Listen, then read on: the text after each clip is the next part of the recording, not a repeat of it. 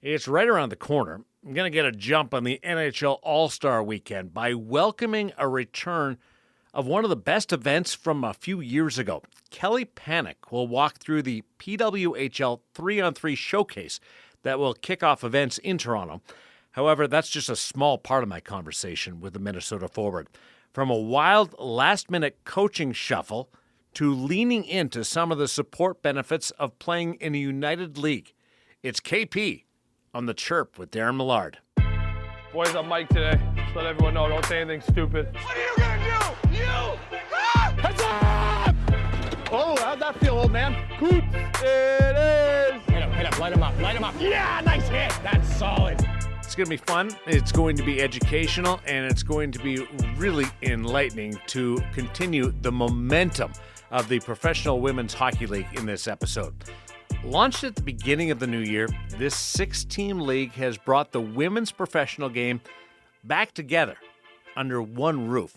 And that united front is already leading to increased opportunities. One of the highest profile scheduled for the NHL All-Star Weekend in Toronto next month. That's when 24 players are going to take part in what's being called the PWHL 3-on-3 Showcase on the opening night of All-Star Weekend. Those festivities, teams of 10 skaters and 2 goalies will square off on Thursday night after the NHLers hold their player draft to decide the 4 teams that will compete in the NHL All-Star Weekend tournament. The rosters for the women's game are stacked. They'll feature players who have won almost 150 Olympic medals, it's a lot of podiums, and 17 NCAA Division I titles. In previous winters, when there was 2 competing women's leagues, it was a really hard ask for the NHL to bring the women's pro game into something like its All-Star Weekend. I mean, the challenge was, how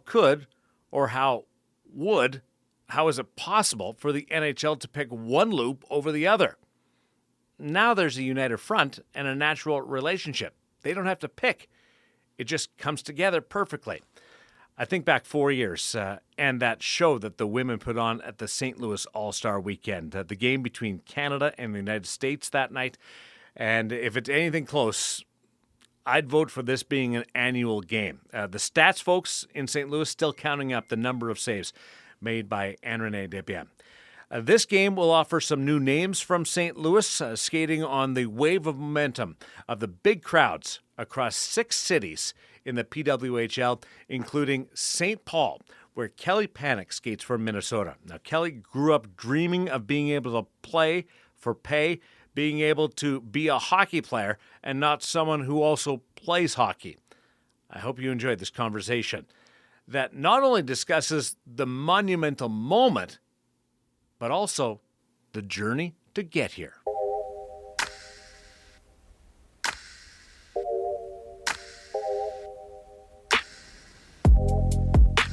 We got a whole lot to cover here, but first off, pretend that you haven't thought about it or answered the question regarding the start of the season.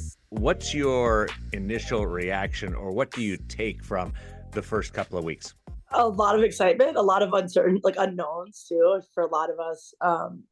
Obviously our first true pro environment, and in Minnesota we had a coaching curveball thrown at us. So kind of just trying to get on the same page as quickly as we can. It's been fun. It's been exciting, a lot of energy. Preseason felt like forever. So to get out of that and start 3 games quickly, it's been really exciting. How does it feel different than Olympics or previous or college? How does it alter from there? Yeah, I'd say starting with the Olympics or the national team stuff. With that, you're together as a team for a couple weeks on end. Olympic years, we've done residency, so it's 6 months. But it's just different because in that you're trying to make the team until you're there. And so for this, you're on a team. And it's more like that college setting where you're in the line or you're on the team, you're working for your spot in the lineup or your role or whatever it may be. It's different from college that, we've played 3 games now in, I think, 7 days or so. So that part is different. Where college, you knew the routine was going to be, you work throughout the week for that Friday, Saturday, or Saturday, Sunday game, whatever it may be. You play back to back. You're playing the same opponents. And now we're we're always rotating opponents, and there's not too many yet, so it makes the scouting reports a little bit easier still to follow. But that's some of the differences there. Does it feel like what you would put your mind in the place of a National Hockey League player, where you're playing different people every time? Does it follow through with what you thought it would be like? Yeah, I never thought about it too much, and then as we started these first 3 games, it's sunk in a little bit more. I'm like, okay, this is what it's like. Yeah. Obviously, some things are different. They play an 82 game schedule. We're not. Honestly, with how our schedule has been, it still felt like we've had a lot of volume in terms of how much we're practicing, how much we're in the gym, how much we're playing games and traveling. And that's going to be a big thing for us in Minnesota. Just the travel schedule that we'll have. Every away game is a flight. And that's different for most of the teams. So managing those things, and it's one nice thing about having an ex-NHLer as your head coach. He understands a lot of the intensity and the rigors that is required with a schedule like that. So what's that transition been like? Yeah, we kind of joked about it. Obviously, situations happen. We came back to the rink one day for a meeting, and that meeting could have been anything from our first games in a week. This is kind of what it's going to look like. It could have, there were so many things that I could have covered, and to get a new head coach, I said, welcome to pro hockey. But I think the way that his coaching style is it's been really easy to transition. He doesn't expect anything crazy. It's nothing groundbreaking or revolutionary, but it's just detail when it's supposed to be detailed. It's all, like requiring on us just competing, using our feet, using our team speed, using our individual speed. So I think it's made that transition a little bit easier. There's going to be obviously some learning curve to it. But so much of it is just relying on our own individual effort that it's been, I think, a lot easier. Has this experience been exciting or more relieved? Because you guys have waited a long time for this moment. Yeah, I think both is the best answer. I think for a lot of us players that have been with the PWHPA or even the PHF players for the last 5, 6, some people 10 plus years, there's an element of relief to see, especially how the first week went and the reception that we got in Minnesota, 13,000 plus fans. Just to show like, yeah, we weren't wrong for betting on ourselves, for betting on players, for knowing what we could achieve with this league. And it's just the start of it. And that's the exciting part. All of the, I think, hockey play related stuff. So for me, going to the rink every day and do my job, that part's exciting. I don't think there's much relief there because it's just us doing our job. This is what we wanted. But all of the, I think, reception from media and from fans and from the different communities that we're playing in, I think that's been really, exciting, and a little bit of relief there that, we bet on ourselves. We had a lot of belief and trust that it was going to work and that it still will work. But to see that come to life was a really cool experience. You've played in front of big crowds a lot, but was it different when you skated in front of that first big crowd at XL? Yeah, I think I played in the Seattle game, the U.S.-Canada game in Seattle that broke a record in the U.S. I played in a few other U.S.-Canada games that had a lot of people filling NHL arenas, and I think that was one of the most nervous I've been. Even it felt different. It's a pro environment. It's my hometown team. It's everything that goes along with it. Like that was the most family I'd played in front of, probably family and friends, like people that I knew even.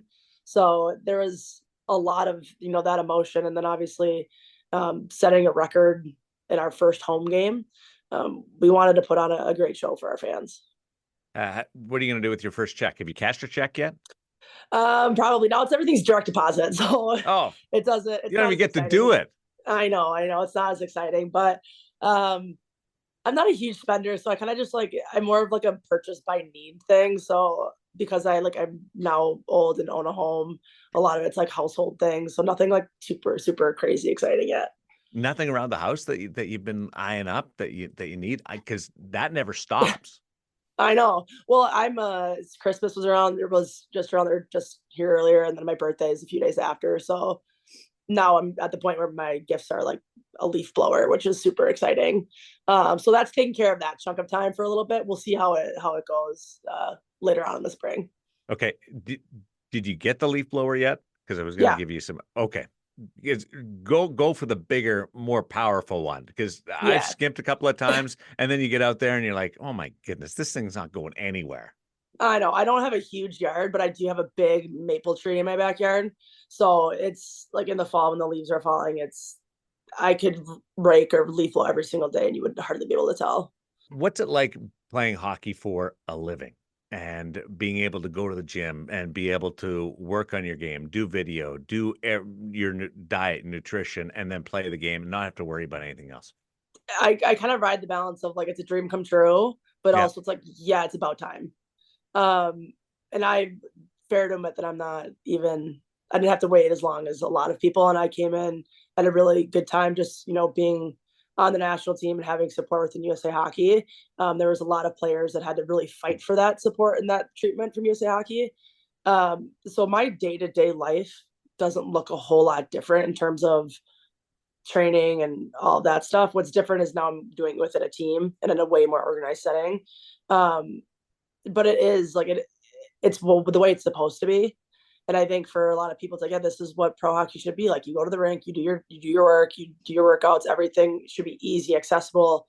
That was one thing we always had to go here for our skate, go here for our lift, go here for this. And you talk about video, like it's all on your own, or there's just not that same organizational level to it. So that piece of it, it's really, really awesome. And we're really lucky. We're one of and I don't know what the percentage is, but I think there's got to be less than 200 people in this league, 200 players. So to be one of them, and to have the opportunity is really special.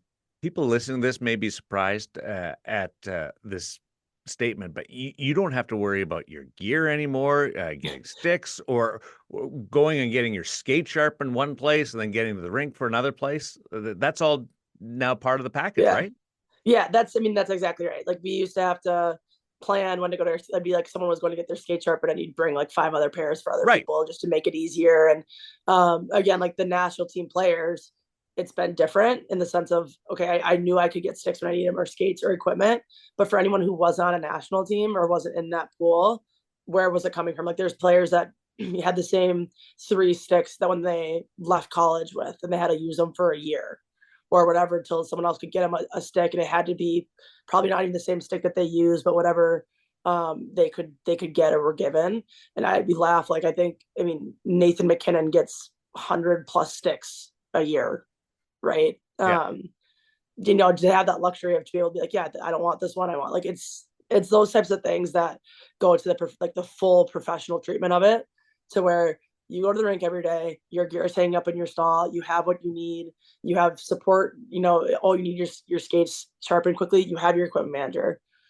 Oh, you showed up, you have a tweak to some muscle group, you have your athletic trainer, you have all those people, your video coaches, your sports performance coaches, all of those people that are just helping support you as a hockey player.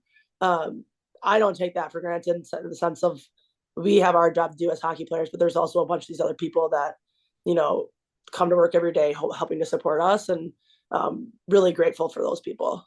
Have you changed anything with your equipment now that you have that support, whether it's stick lie, flex, skates, anything else? Yeah, I actually switched to CCM probably a year and a half ago now, just after I think the August in 2022. So that's been kind of fun, just tweaking, figuring things out. I was pretty open to trying new things with them, just because I've always heard such great things. I don't always use Bauer sticks and skates before, so just really open to what their products were. And recently, kind of tweaking with adding the TM to my curve, and it's been fun to kind of tweak around, play with those things. And those suppliers have been great. They've been great for not just me, but all the other players, and coming out to our facility and saying, hey, here's what we have available. Here's what we can do. We'll get you fitted for your skates. We'll do all the techie stuff that they have, and then they can figure out. It's been fun to tweak stuff and try stuff out. Okay, tell everybody what TM is. Honestly, I have no idea. All I know is that it just adds a little bit more toe to my curve. I use the CCM P90 curve, so it's what I'm going to start using is the P90 TM, I believe, and basically just adds a little bit more toe to it. Which everyone, you look at like the McDavid curve, and it's just massive toe curve. I'm not quite to that place yet, but I did like how I felt like it slotted that puck higher in the toe to shoot. And there's so much technology and research and shooting coaches and all that stuff that have the technical process. I'm like, I just want what feels good and where I feel like it goes where I'm trying to shoot it. That's always a good thing, and to be able to have that resource is awesome to be able to back you up. What flex do you use, and is it a mid flex kick or is it low? Yeah, I use the jet ski, so I believe it's more of a mid kick point. Yeah, And I actually use a 60 flex. nice. And that's something that I've kind of just put around with just the way that I like to shoot. I like to feel that kind of like drag through my hands. That was something that we had to work on switching from. I used a Bauer, I think Hyperlight or that Vapor series. So that was always a low kick point.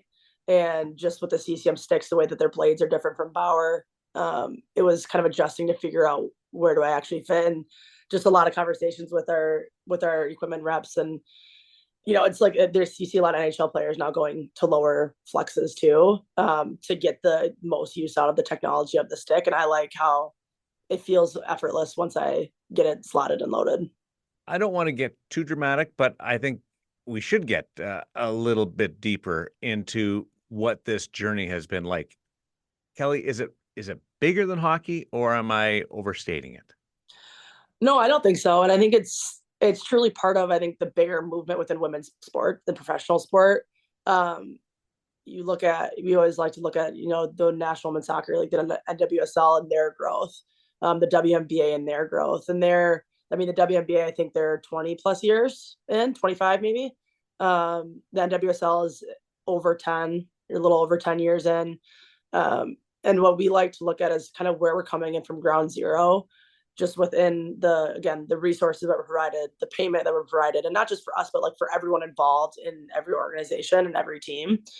And to say like, this is where we're coming in from. And it's such an important, I think, thing for women's sports to keep having those professional leagues that are visible.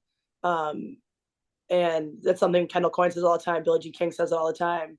A lot of us players, think it, but if little girls can see it, they can dream to be it. Right. And it goes more than just hockey. I mean, I do think it makes our sport better on both the men's and women's side. But now young girls, they don't have to sit there and dream about being one of the very, very slim few that dream about being an Olympian.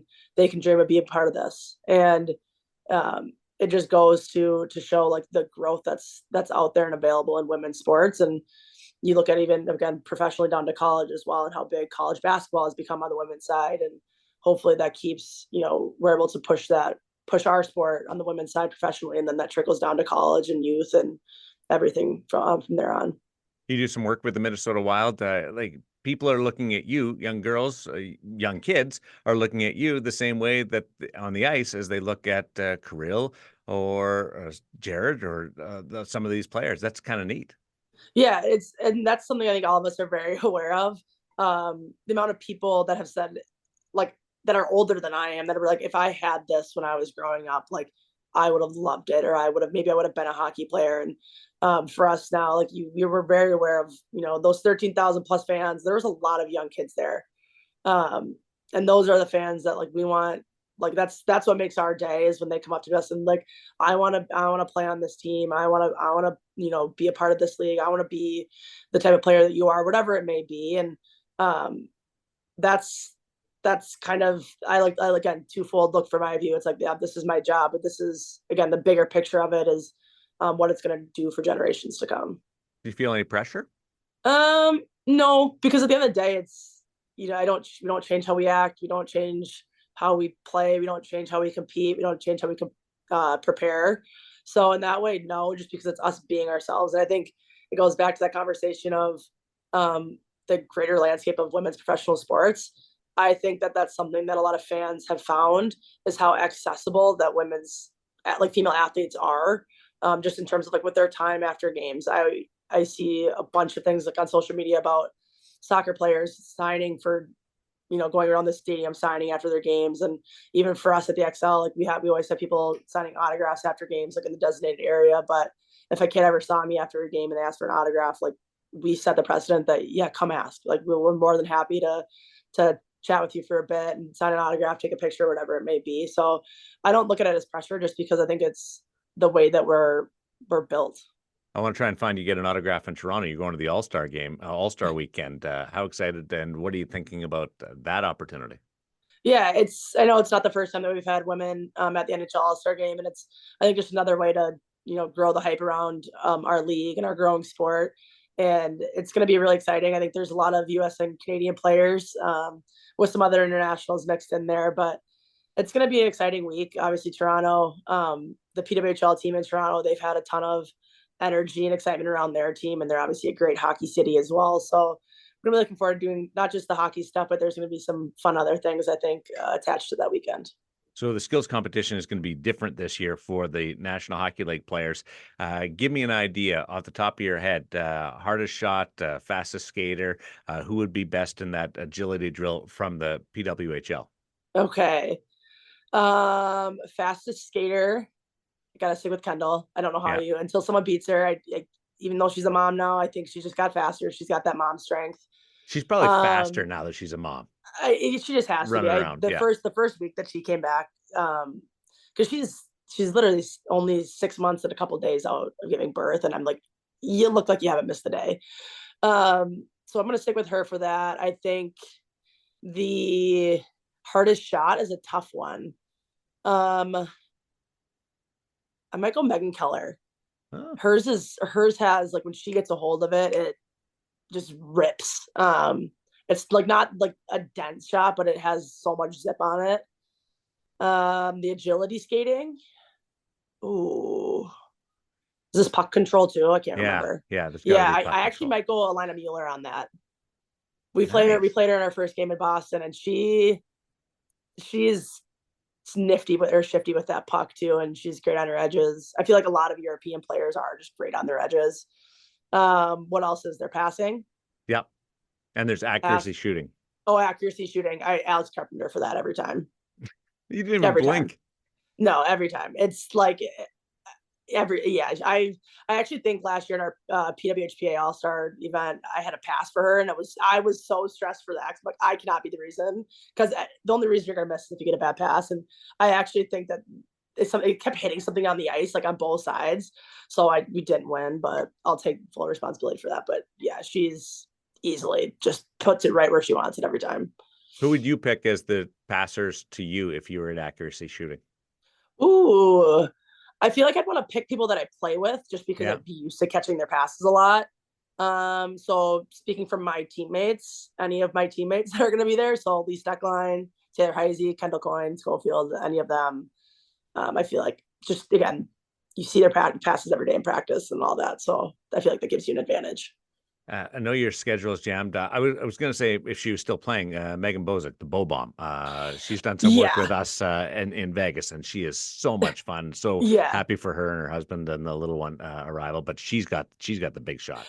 Oh yeah, she I think it was in a World Championship a few years ago. I think it was actually the World Championship before the 2022 Olympics, and she says it got deflected. I don't think so, but she had a shot that hit me like right here on my helmet, in my head. It split my head open through my helmet. Like, it was, I was kind of like shocked. I was like, oh my, because I like ducked and scrunched my head up. But yeah, she's got a cannon. I would not want to get in front of it. I'm glad I never had to play against her that much. But every time from then on out, like when she'd shoot it, I would just like be on high alert. So she said it did get deflected? She said it got deflected. I still don't know. I mean, it's not, again, like, you're from the point, like, I'd rather have to shoot it high and hard. And if it hits someone, it hits someone. And she's only hit me that one time, at least in the head. So I'll give her some grace. More appreciation for the tenders, right? Right. Oh, whenever they get hit in the face, like square in the forehead, I'm like, I don't understand. It couldn't be me. Why are you doing? That's the international language of hockey right there. Why do you do that? I don't understand why you stand there. On the other end, though, they at least have a lot of padding, and you see a lot of players go, skaters go and try to block shots too. So we do it with far less padding. But yeah, for them to sign up for that job, they're a special, special bunch. Have fun in Toronto, but more importantly, enjoy this debut journey with PWHL. It's so much fun to watch, and all the excitement around. Everybody is talking about it, and I couldn't be happier for you. Yeah, thanks. I appreciate it. So just getting back to that shot that Kelly took to the helmet, I did send Megan a text about it, and I got back a ha-ha. I don't want to sound like Siri when they say ha-ha, ha-ha. Have you ever done that? Put an LOL or a ha-ha. But Megan did not deny it. So I think we'll go with it hit something on the way to Kelly. Glad everybody's okay. And the bow bomb, by the way, in case you're wondering, the Megan Bozek bow bomb is what they call it. It's a real thing. It is a howitzer. Still do some work with Megan every now and then on the Vegas Golden Knight broadcasts. Congratulations, Megan, the arrival of Beckett. He looks like an absolute beauty. And I wonder if he's going to be a left or right shot defenseman. We'll see. Patrolling that blue line. Can't wait to see Kelly Panic and the women own the night at Scotiabank Arena for the PWHL 3-on-3 showcase. And that's going to be awesome. I'm sure Megan Bozek, Megan Ferguson will be down and around the festivities all weekend long on the Toronto waterfront. On the NHL front, questions that I'm asking myself between now and next week. Will Edmonton lose before the NHL All-Star break in about 14 days' time? The current group riding a franchise record winning streak, and they've surpassed anything Gretzky, Mess, and Yari, and that group did with Grant Fuhr and company, Paul Coffey. But Paul is part of this one behind the bench as that assistant coach. They have made up a whole bunch of ground in the Western Conference and in the Pacific Division. Is Toronto's stumble more than a blip? And the last question is, should the Chirp podcast get credit for Justin Williams' first hole-in-one? We talked to Mr. Game 7 about his new career as an analyst last week, and we got into some golf talk, and Justin was talking about how hard it is to maintain a zero handicap over the winter. Then Justin, who was inducted into the Hurricanes Hall of Fame last week, went out and he scored his first ace. First ace for a scratch. That's incredible, and that's really clutch given that he was on the Chirp podcast and inducted into the Hurricanes Hall of Fame and everything going on around him. And he goes out and he makes a one. The Canes then presented him with a new set of clubs at his induction night, so he doesn't have to use the one that he made the ace with. He can just put it on the wall with the ball and just talk about it. The flag will be up there, I'm sure. We'll leave it at that. Thanks for listening. I love to hear from you. Always do. Send a reply to the various posts about this episode on the social media channels, Facebook, X, or Threads. We're talking about our episodes all week long. Be good, my friends, and enjoy the game.